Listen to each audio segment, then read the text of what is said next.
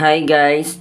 Welcome back again to my YouTube channel. So yun guys, bago natin simulan yung tutorial, make sure nakasubscribe ka, click the notification para updated sa mga tutorial natin guys. Siyempre guys, magandang umaga, magandang tanghali, magandang hapon, magandang gabi, kung anong oras mo ito napapanood itong video to.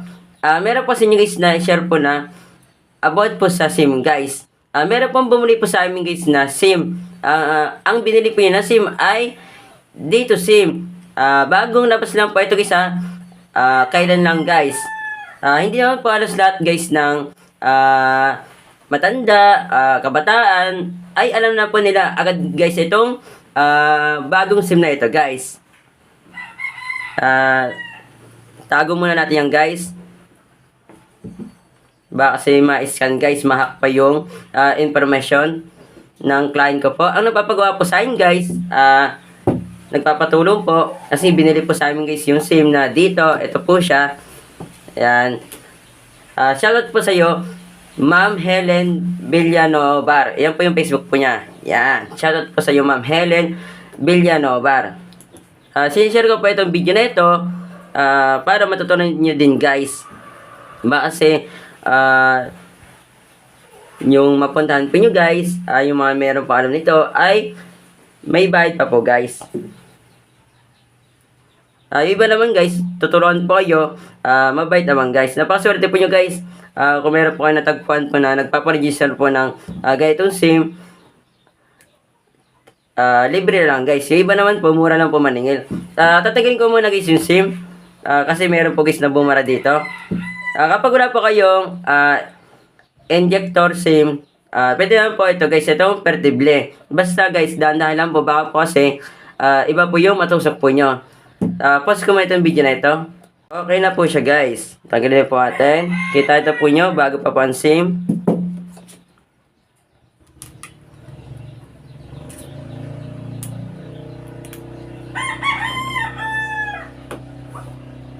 Lahat guys ng gagawin po natin dito, ibibideo po natin guys para alam po nyo.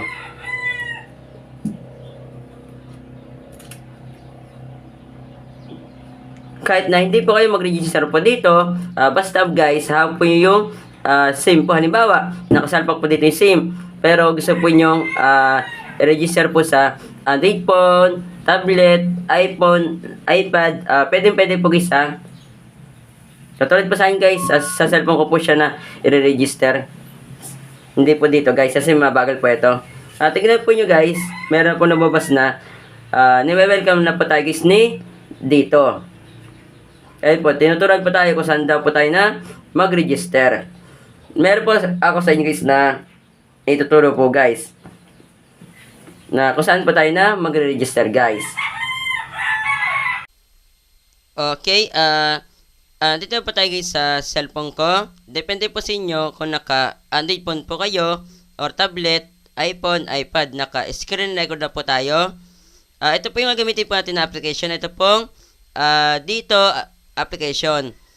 Kung ikaw naka-Android phone or tablet, kung wala pa po kayo guys na ganyang application po punta po tayo dito sa Play Store. Then type po natin dito ay dito.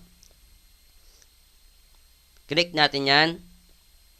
Then, sa akin po guys meron po akong check po kahapon po na sa dito na application guys Kaya, i-click po natin yan guys. Kasi meron na po lumabas guys. Ito po yung ano niya guys. Logo. Then yung picture. Kung matagal nyo na po na-install po yung isang application po once na meron po siyang available na update, i-update po nyo guys kasi hindi po siya nabubuksan once na meron pong available po na update guys kung kaka-install nyo na po ng isang application po katulad po nitong dito once na meron po siyang available po na update, naka-automatic update po siya kahit na ayaw po nyo update po guys kung ikaw naman naka iPhone, iPad, punta lang po kayo sa App Store, then install po nyo itong application po na dito. Same lang din po sila sa Android phone, tsaka po sa tablet po ng logo, then ang pangalan po guys Punta na po tayo dito guys dito. Tara, let's go!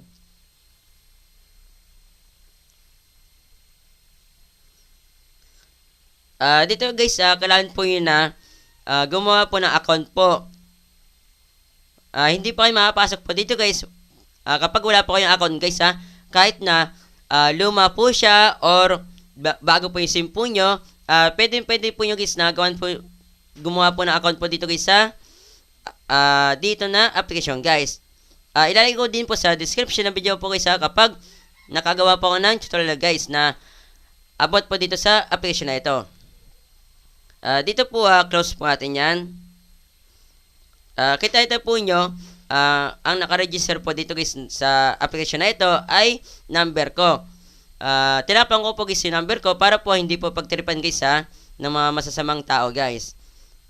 Kahit na ilan po yung register po dito, kahit na 100, 200, basta po meron po siyang account guys.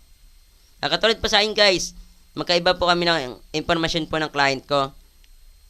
Click po natin itong SIM registration.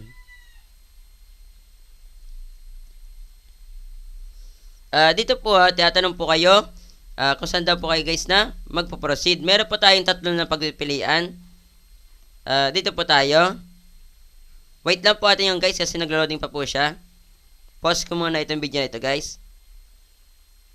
Okay guys, andito na po tayo. Tapos na po siya mag-loading. Ito po yung piliin po natin. Itong register my dito number. Kasi nga po bago po yung SIM. Then proceed po natin guys. Then start registration po natin. Dito po pipiliin po yung dito sa start here ay Filipino individual kasi matanda po yung i-register po natin guys. Dito po ang gagawin po natin, lumabas po yung number ko, tinapang ko po, then ang gagawin po natin itong no, I'd like to register another number kasi po mag-register po tayo ng bagong SIM guys. Then lalabas po ito guys, type ko muna yung number ko, then ipapakita ko muna sa inyo guys kung saan po may ito po yung number guys. Sa SIM na ito, pwede po nyo guys na makita po yung number dito po guys, so yan. Ito-type ko na po siya. Na-type ko na po yung number guys. Then verify po natin. Nakatakip po siya guys para po hindi po pagtripan guys. Wait lang po natin guys. Meron po nalabas na 6 digit guys. Sabi ko sa inyo guys na meron po nalabas po na code. Hindi ko po pinakita. Ito po yung patunay guys na kahit na saan po kayo mag-register, basta nakasalpak lang po yung SIM po nyo sa iisang cellphone guys. Ito-type ko na po yung number kasi mabilis lang po siya ma-export guys. Then i-submit na po natin guys. Huwag po nyo i-share po yung ano po nyo guys yung code. Kasi pwede po siya guys na ma-hack po yung SIM po nyo. Nakita po nyo guys, verify na po siya. Punta na po tayo dito sa proceed. Dito po kailangan po guys na meron po kayo guys na mailagay po na ID, kung ano po yung ID po na i-register po nyo. Katulad po sa client ko po, ito po ipi-playin ko sa kanya itong national ID guys. Then ito po, kailangan po meron po kayong uploaded. Yan, uploaded. Pwede na po kayo guys na mag-picture dyan guys. Pipicture ko muna yung ID ng client ko po. Pause ko muna itong video na ito. Okay na po guys, hinintay ko pa po siya guys ng ilang minuto po kasi nga po yung may-ari po ng cellphone, sa asawa po niya guys na nakalagay po yung ID guys. Kaya nakailang oras po ako guys na paghihintay guys. Tapos na po siya guys na picturean. Nakalagay po dito ay good quality. Proceed na po atin guys. Kapag ayaw po yung picture na po yan guys, retake photo lang po tayo. Tinapang ko din po guys yung picture po ng client ko po, yung pagkakuha ko po sa kanya para po hindi po siya gamitin po sa masasama guys. Proceed na po natin. Okay na po siya. Nakapag-upload na po tayo ng national ID. Then nakapag-take selfie na po tayo. Then proceed na po natin.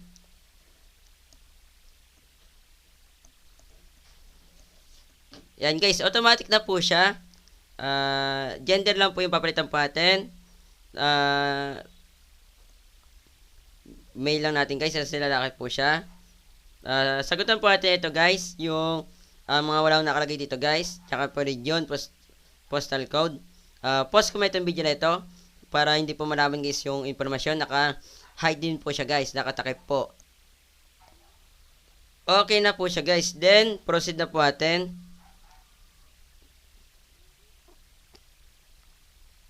Wait lang po natin siya kasi nag-loading pa po siya.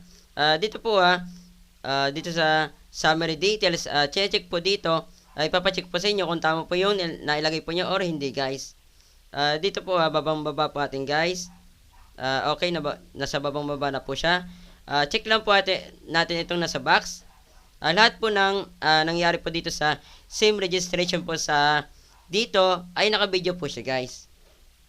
Check natin, check. Then register po natin. Wait lang po natin siya kasi nag-loading pa po siya. Pause ko itong video na ito. Okay na po siya guys. Madali lang po dito guys na mag-register. Basta po guys tama po yung information po ng nasa ID guys. Ayun guys, kita po nyo, SIM card registration has been completed. Depende nga pala po sa SIM po nyo. Halimbawa, nakuha po yung sa SIM po nyo ay 3 gig, 5 gig, 10 gig. Kasi guys, once na nag-register po kayo sa SIM po na dito, ay may libre po siya guys na load guys. Mga ilang minuto lang ito guys minsan maabot pa ng ilang oras guys. Minsan madali naman po siya guys. Tingnan nyo na lang guys kapag meron pong nakalagay po na congratulations, you have received, yung mga ganun pa guys, yung patunay po guys na nag-text na po si dito na naka-register po kayo guys. Dito po sa SIM na ito, 3 gig po yung libre guys. Yun lang guys yung share po sa inyo. Ito nga palang SIM card registration ay picturein nyo guys. Pipicturean ko muna siya. Kasi guys, once na meron pong problema, madali lang po guys na kontakin si dito. Halimbawa, nawala po yung SIM po nyo. Madali lang po siya guys, basta meron po kayong picture po nito guys.